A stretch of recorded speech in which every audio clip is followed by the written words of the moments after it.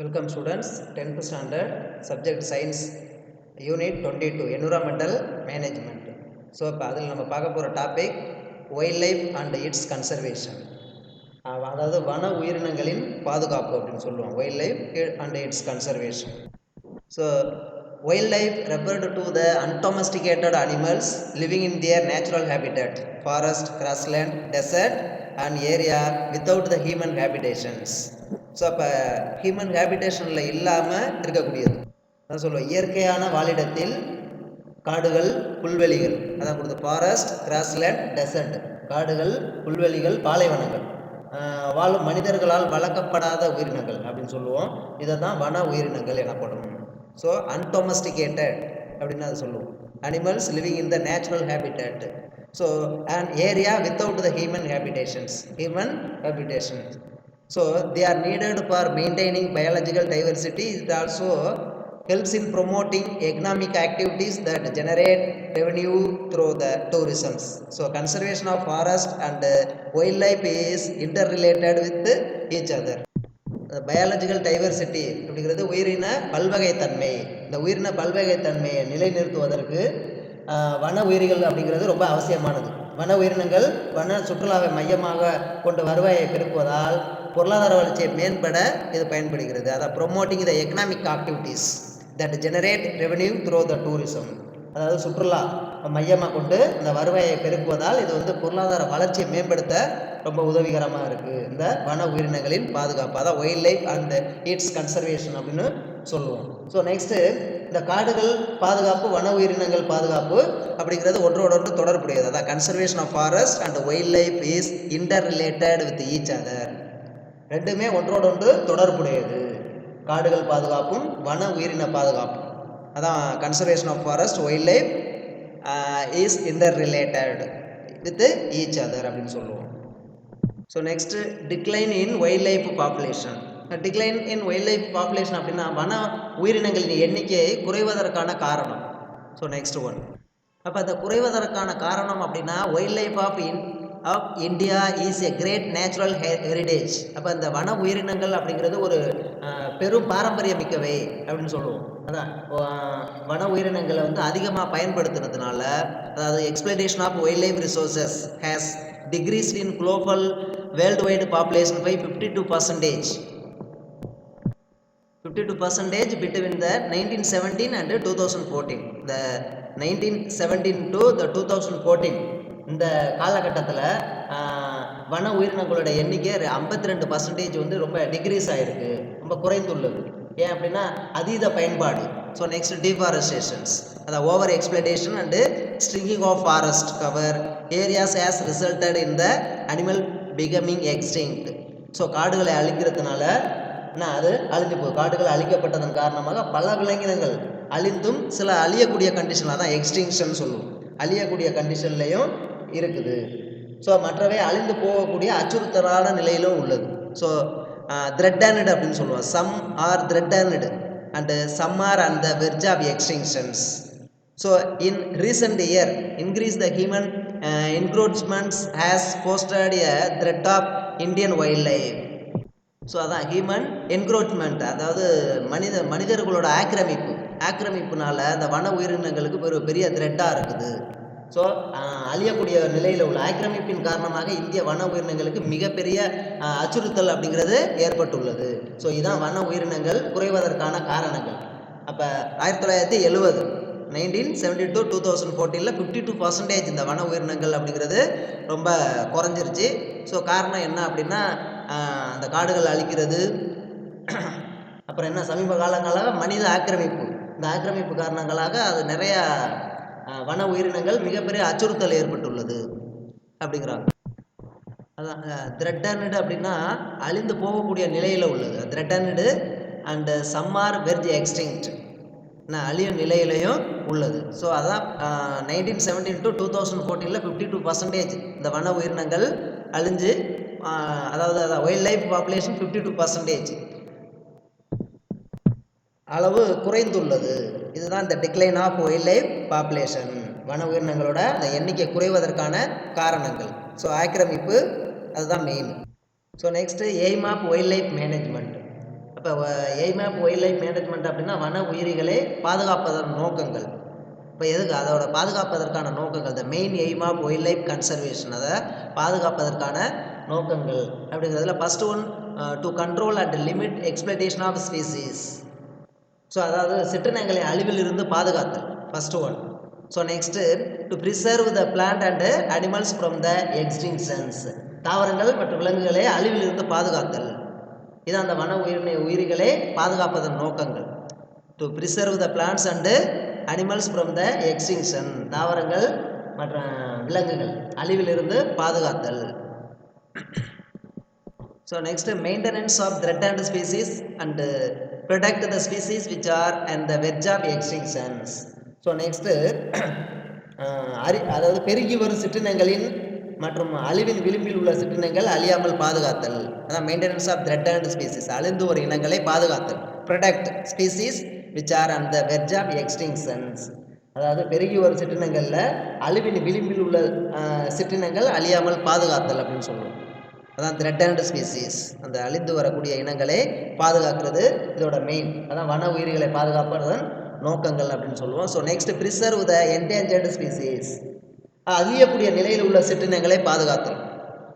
Endangered ஸ்பீசிஸ்னால் அதில் நிறையா அழிஞ்சிட்டு வந்துருச்சு, இன்னும் கொஞ்சம் தான் இருக்குது. ஸோ அப்போ அந்த இருக்கக்கூடிய அந்த கொஞ்சங்களை பாதுகாக்கிறது, அழியக்கூடிய நிலையில் உள்ள அந்த சிற்றினங்களை பாதுகாப்பது தான் இதோட main aim. So next to study the ecological relationship of the plants and animals in the natural habitat, தாவர விலங்கினங்கள் அவற்றின் இயற்கையான வாழ்விடங்களுக்கு இடையான சூழியல் தொடர்பை பற்றி அறிந்து கொள்ளுதல். தாவரங்கள் விலங்குகள் அதாவது ஸ்டடி, அதை பற்றி படிக்கிறது. அதான் to study the ecological relationship of plants and animals in the natural habitat, அந்த இயற்கையான சூழ்நிலையில் தாவர விலங்குகள் அவற்றினுக்கு இடையே உள்ள வாழ்விடங்களை பற்றி அறிந்து கொள்ளுதல். ஸோ நெக்ஸ்ட் ஒன்று hunting poaching should be prohibited, அதுக்கடுத்து வேட்டையாடுதல், சட்ட விரோதமாக வேட்டையாடுதல், விலங்குகளை பிடித்தல் ஆகியவை தடை செய்தல். ஸோ அதான் இதோட main aim. Hunting and poaching should be prohibited, வேட்டையாடுதல், விலங்குகளை பிடித்தல், இது எல்லாமே சட்டவிரோதமானது. ஸோ அது ரொம்ப தவிர்க்கக்கூடிய ஒன்று. அதுதான் அந்த வன உயிர்களை பாதுகாப்பதன் main aim. So next one establishment of national parks, wild life sanctuaries, protected areas and biosphere reservoir. So அதான் தேசிய பூங்காக்கள், அதாவது எஸ்டாப்ளிஷ் ஆஃப் நேஷனல் பார்க்ஸ், தேசிய பூங்காக்கள். அதுக்கடுத்து வன உயிரி சரணாலயங்கள், அதான் வைல்ட் லைஃப் சாங்சுரிஸ், சரணாலயம், வன உயிரி சரணாலயம். அடுத்து ப்ரொடெக்டட் ஏரியா, பாதுகாக்கப்பட்ட பகுதிகள் அப்படின்னு சொல்லுவோம். அடுத்து பயோஸ்பியர் அப்படின்னா உயிர்கோள காப்பகங்கள் அப்படின்னு சொல்லுவோம். பயோஸ்பியர் அப்படிங்கிறது உயிர்கோள காப்பகங்கள் ஆகியவற்றை ஏற்படுத்துதல். அப்போ அதுக்குன்னு என்ன, தேசிய பூங்காக்கள், அதான் நேஷனல் பார்க்ஸ். அடுத்து உயிரி சரணாலயங்கள், பாதுகாக்கப்பட்ட பகுதிகள், அதான் உயிர்கோள காப்பகங்கள். இதன் மூலமாக இந்த விலங்குகளை என்ன அழிந்து வரக்கூடிய எல்லா விலங்குகளையுமே ஈஸியாக பாதுகாக்கலாம். ஸோ இதெல்லாம் என்ன ஏற்படுத்தணும், ஆகியவற்றை ஏற்படுத்துதல், இது பாதுகாப்பாக இருக்கும். அதான் வன உயிர்களை பாதுகாப்பதோட நோக்கங்கள். So next, Wildlife Protection Act was established in 1972. So provision of act அதான் வைல்ட் ப்ரொடெக்ஷன் ஆக்ட் அப்படிங்கிறது, வன உயிரி பாதுகாப்பு சட்டம் அப்படிங்கிறது 1972ல் ஏற்படுத்தப்பட்டுள்ளது. ஸோ இப்போ இதோட முக்கிய அம்சங்கள் அப்படிதான் அந்த ப்ரொவிஷன் ஆஃப் ஆக்ட் என்ன அப்படின்னா, அதான் prohibit killing and hunting of specific animals, குறிப்பிட்ட வன உயிரிகளை வேட்டையாடுவது கொள்வது தடை செய்யப்பட்டுள்ளது. அதான் prohibit killing and hunting of specified animals, குறிப்பிட்ட வன உயிரிகளை வேட்டையாடுவதும் கொள்வதும் தடை செய்யப்பட்டுள்ளது இந்த வைல்ட் லைஃப் ப்ரொடெக்ஷன் ஆக்ட் 1972 படி. So next constitute sanctuaries, national parks and closed areas for wild life conservation, வன உயிரிகள் பாதுகாப்பு சரணாலயங்கள், தேசிய பூங்காக்கள் மற்றும் பாதுகாக்கப்பட்ட பகுதிகளை புதிதாக உருவாக்க வழிவகை செய்யுதல். அதான் இந்த கன்ஸ்டிடியூட் சாங்சுரிஸ், சரணாலயங்கள், நேஷனல் பார்க்ஸ், அதாவது தேசிய பூங்காக்கள் அப்படின்னு சொல்லுவோம். அடுத்து க்ளோஸ்டு ஏரியாஸ் அப்படின்னா பாதுகாக்கப்பட்ட பகுதி, இந்த விலங்குகள் பாதுகாக்கப்பட்ட பகுதி அப்படின்னு சொல்லுவோம். ஸோ அதுக்கடுத்து இதெல்லாம் புதிதாக உருவாக வழிவகை செய்யுது. அதுதான் constitute sanctuaries, national park and closed areas for wildlife conservations. So next special schemes for preservation of endangered species. அதான் என்டேஞ்சர்டு ஸ்பீசிஸ்னால் அழியக்கூடிய நிலையில் உள்ளது, அழியக்கூடிய நிலையில் உள்ள உயிரிகளை பாதுகாக்க சிறப்பு சட்டங்களே ஏற்படுத்தப்பட்டுள்ளது, சிறப்பு திட்டங்கள் அப்படிங்கிறது அதில் ஏற்படுத்தப்பட்டுள்ளது. கான்ஸ்டிடியூட் அதான் special schemes for preservation of endangered species, அழிந்து வரும் இனங்களை பாதுகாப்பதற்கு சிறப்பான திட்டங்கள் ஏற்படுத்தப்பட்டுள்ளது இந்த வைல்ட் லைஃப் ப்ரொடெக்ஷன் ஆக்ட் 1972 படி. So next one constitute central zoo authority and recognition of zoo. So next மத்திய வனவிலங்கு வாரியம் ஏற்படுத்தப்பட்டு அதன் மூலம் அதான் அந்த central constitute central zoo authority, மத்திய வனவிலங்கு வாரியம் அப்படின்னு சொல்லுவோம். அந்த வனவிலங்கு வாரியம் ஏற்படுத்தப்பட்டு அதன் மூலம் தேசிய பூங்காக்களுக்கு அங்கீகாரம் வழங்கப்படுகிறது, அதான் national parks. So recognitions of zoos, அந்த தேசிய பூங்காக்களுக்கு இந்த constitute of central zoo authority அப்படின்னு சொல்லுவோம்ல, மத்திய வனவிலங்கு வாரியம், அதெல்லாம் ஏற்படுத்தப்பட்டு அதன் மூலமாக அந்த நேஷனல் பார்க்கு தேசிய பூங்காக்களுக்கு அங்கீகாரம் வழங்கப்படுகிறது இந்த வைல்ட் லைஃப் ப்ரொடெக்ஷன் ஆக்ட் 1972 படி. ஸோ நெக்ஸ்ட் ஒன் ரெஸ்ட்ரிக்ட், அடுத்து regulate or prohibit trade in the wild animals and protect obtained from them. So next வன உயிரிகள் மற்றும் அவற்றின் மூலம் பெறப்படும் பொருட்கள், இந்த வன உயிரிகள் மற்றும் அதன் மூலமாக பெறப்படக்கூடிய அந்த பொருட்கள் தொடர்பான வணிகம் தடை செய்யப்பட்டு ஒழுங்குபடுத்தப்பட்டுள்ளது. ஸோ இதன் மூலமாக ரெஸ்ட்ரிக்ட் தடை செய்தல், regulate or prohibit trade in wild animals and product obtained from them. So அதுலேருந்து கிடைக்கக்கூடிய அந்த வணிகம் தடை செய்யப்பட்டு ஒழுங்குபடுத்தப்பட்டுள்ளது வன உயிரிகள் மூலமாக. ஸோ அதுதான் அடுத்த. So next Jim Corbett national park was the first to be establish in 1936 in Uttarakhand.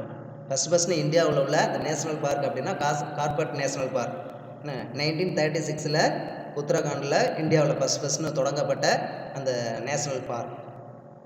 So இப்போ வந்து there are 15 biosphere reservoir in India. இப்போ இந்தியாவில் வந்து 15 இந்த உயிர்கோள காப்பகங்கள் அப்படிங்கிறது 15 ரிசர்வியர்ஸ் இருக்குது. அதில் தமிழ்நாட்டில் Nilgiri is the biosphere reservoir in Tamil Nadu. அதில் தமிழ்நாட்டில் ஒன்று இருக்குது, அந்த நீலகிரி பயோஸ்பியர் ரிசர்வியர். டோட்டலாக இந்தியாவில் 15 பயோஸ்பியர் ரிசர்வியர்ஸ் இருக்குது. ஸோ ஃபஸ்ட்டு நேஷனல் பார்க் அப்படின்னா இன்னும் இந்தியாவில் 1936 உத்தரகாண்டில் தான் ஃபஸ்ட்டு இந்த நேஷனல் பார்க் ஆரம்பிக்கப்பட்டது 1936. So next, organizations involved in the conservation of wildlife. Organization involved in the conservation of wildlife. வன உயிரி பாதுகாப்பில் ஈடுபட்டுள்ள நிறுவனங்கள். அப்போ இந்த வன உயிரிகள் பாதுகாப்பு அப்படிங்கிறதுல ஈடுபட்டுள்ள நிறுவனங்கள் அப்படின்னா ஃபஸ்ட் ஒன்று வந்து IPWL, Indian board for wild life, அதாவது இந்திய வன உயிரி வாரியம் அப்படின்னு சொல்லுவோம். IWBL Indian board for wild life. இப்போ என்ன அப்படின்னா இந்திய வன உயிரி வாரியம். So next one WWF, world wide fund for nature. So இது சர்வதேச வன உயிரி நிதியம் அப்படின்னு சொல்லுவோம். சர்வதேச வன உயிரி நிதியம், அதான் WWF, world wide fund for nature. So அது என்ன அப்படின்னா சர்வதேச வன உயிரி நிதியம். So next WCN, world conservation union. World conservation யூனியன்னா உலக பாதுகாப்பு ஒன்றியம் அப்படின்னு சொல்லுவோம். வேர்ல்டு கன்சர்வேஷன் யூனியன், உலக பாதுகாப்பு ஒன்றியம். ஸோ அதுக்கடுத்து IUCN, international union for conservation of nature and natural resources. IUCN அப்படிங்கிறது என்ன, international union for conservation of nature and natural resources. இப்போ இதுக்கு என்ன சொல்லுவோம் அப்படின்னா பன்னாட்டு இயற்கை மற்றும் இயற்கை வளங்களுக்கான பாதுகாப்பு ஒன்றியம். பன்னாட்டு இயற்கை மற்றும் இயற்கை வளங்களுக்கான பாதுகாப்பு ஒன்றியம் அப்படின்னு சொல்லுவோம் IUCN. So next one CITES அப்படின்னா convention of international trade in endangered species. அதுதான் ஆபத்தான இனங்களை பாதுகாப்பதற்கான சர்வதேச வர்த்தக மாநாடு அப்படின்னு சொல்லுவோம். அதான் convention of international trade in endangered species, ஆபத்தான இனங்களை பாதுகாப்பதற்கான சர்வதேச வர்த்தக மாநாடு அப்படின்னு சொல்லுவோம். ஸோ நெக்ஸ்ட் ஒன் PNHS அப்படிங்கிறது என்ன அப்படின்னா Bombay natural history society, Bombay natural history society, அதுதான் BNHS, பாம்பே இயற்கை வரலாற்று நிறுவனம், பாம்பே இயற்கை வரலாற்று நிறுவனம் அப்படின்னு சொல்லுவோம். So next one wildlife preservation society of India, Dehradun. ஸோ அதுதான் பாம்பே, இந்திய வன உயிரி பாதுகாப்பு நிறுவனம், டேராடூன் அப்படின்னு சொல்லுவோம். இந்திய வன உயிரி பாதுகாப்பு நிறுவனம், டேராடூன். இந்திய வன உயிரி பாதுகாப்பு நிறுவனம், டேராடூன். ஸோ அதுதான் இப்போ ஃபஸ்ட்டு IBWL, அடுத்து WWF, அப்புறம் WCN, IUCN, என்ன CITES, அடுத்து BNHS. ஸோ இதுதான் மொத்தம் 7 இருக்குது organisation involve in the conservation of wild life, வன உயிரி பாதுகாப்பில் ஈடுபட்டுள்ள நிறுவனங்கள் அப்படிங்கிறது. இதில் எது வேணாலும் கேட்பாங்க. ஸோ இப்போ IUCN அப்படின்னா என்ன, international union for conservation of nature and natural resources அப்படின்னு சொல்ல தெரியணும். So next Radhika Ramasamy, a native of Venkatachalapuram village, Theni district in Tamil Nadu, was the first Indian woman to strike an international reputations as wildlife photographer. So her passion is toward the bird photography. The photo book and wildlife titled The Best of Wildlife Moments was published in November 2014. So அதான் தமிழ்நாட்டில் தேனி மாவட்டத்தில் வெங்கடாச்சலபுரம் என்னும் கிராமத்தை சேர்ந்த ராதிகா ராமசாமி என்பவர் இந்தியாவின் முதல் பெண் வன உயிரி புகைப்பட கலைஞர் என்று சர்வதேச அளவில் புகழ் பெற்றுள்ளார். இந்தியாவின் முதல் பெண் வன உயிரி புகைப்பட கலைஞர் என்று சர்வதேச அளவில் புகழ் பெற்றுள்ளார். இவர் பறவை இனங்களை புகைப்படம் எடுப்பதில் மிகுந்த ஆர்வம் கொண்டவர். ஸோ இவரது புகைப்பட தொகுப்பு வன உயிரிகளின் சிறந்த தருணங்கள் என்னும் தலைப்பில் நவம்பர் 2014 ஆண்டு வெளியிடப்பட்டது. ஸோ அதுதான் wild life conservation initiate in India, அதாவது இந்தியாவில் மேற்கொள்ளப்பட்ட வன உயிரி பாதுகாப்புக்கான நடவடிக்கைகள். Wild life conservation initiate in India, அப்போ அங்கே இந்தியாவில் ஏற்படுத்தப்பட்ட வன உயிரி பாதுகாப்புக்கான நடவடிக்கைகள் அப்படின்னா ஃபஸ்ட்டு வந்து project tiger and project elephant has been launched in 1973 and 1992 respectively.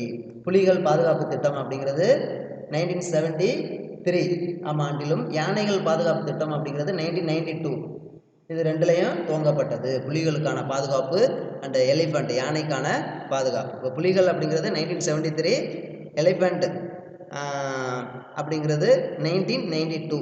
So இதுக்காக ஏற்படுத்தப்பட்ட திட்டம், பாதுகாப்பு திட்டம், புலிகள் பாதுகாப்பு திட்டம், யானைகள் பாதுகாப்பு திட்டம். ஸோ இந்த இயர் அப்படிங்கிறது தெரியணும். So next crocodile conservation project was launched in 1976. 1976 அதாவது முதலை பாதுகாப்பு திட்டம் துவங்கப்பட்டது. எப்போ அப்படின்னா 1976. So next sea turtle conservation project was launched in 1999. 1999 ஆண்டு கடல் ஆமைகள், sea turtle அப்படின்னு சொல்லுவோம், அந்த கடல் ஆமைகள் பாதுகாப்பு திட்டம் அப்படிங்கிறது தொடங்கப்பட்டது 1999. So next Indian rhino Visions 2020 is to conserve at least 3000 greater one-horned rhinos in Assam, India by 2020. அதாவது இதில் என்ன சொல்லியிருக்காங்க அப்படின்னா, அசாம் மாநிலத்தில் காண்டாமிருகங்களை, அதாவது ரைனோசர்ஸ் காண்டாமிருகங்களை பாதுகாக்க இந்திய காண்டாமிருகங்கள் பாதுகாப்பு அப்படிங்கிறது 2020 என்னும் திட்டம் துவங்கப்பட்டது. ஸோ இதன் மூலம் குறைந்தபட்சம் 3000 ஒற்றை கொம்புடைய காண்டாமிருகங்களையாவது 2020 ஆண்டுக்குள் பாதுகாத்திட குறிக்கோள் மேற்கொள்ளப்பட்டுள்ளது. அதாவது 3000 கிரேட்டர் ஒன்-ஹார்ன்டு ரைனோஸ் அதை பாதுகாக்கிறதுக்கு 2020க்குள்ள ஒரு குறிக்கோள் மேற்கொள்ளப்பட்டுள்ளது. ஸோ அதுக்கான பாதுகாப்பு திட்டம். ஸோ எப்போ தொடங்கப்பட்டது இந்த காண்டாமிருகங்களுக்கான பாதுகாப்பு திட்டம் அப்படின்னா 2020ல். ஸோ ஒவ்வொன்றுக்குமே புலிகள் பாதுகாப்பு திட்டம் அப்படின்னா 1973, யானைகள் அப்படின்னா 1992. ஸோ நெக்ஸ்ட்டு முதலைகள் பாதுகாப்பு திட்டம் 1976. ஸோ நெக்ஸ்ட்டு sea turtles கடல் ஆமைகள் அப்படின்னா 1999. ஸோ அதே மாதிரி இந்த காண்டாமிருகங்கள் அப்படின்னா 2020. ஸோ 3000 ஒற்றை கொம்புடைய காண்டாமிருகங்களையாவது 2020க்குள்ளே பாதுகாக்கணும் அப்படிங்கிறது தான் இதோட மெயின் எய்ம். அதாவது பாதுகாத்திட குறிக்கோள் மேற்கொள்ளப்பட்டுள்ளது. ஸோ இதுதான் wild life conservation initiate of India. அதாவது இந்தியாவில் மேற்கொள்ளப்பட்ட வன உயிர்கள் பாதுகாப்புக்கான நடவடிக்கைகள். So okay, thank you students. Next topic அடுத்த கிளாஸ் பார்க்கலாம்.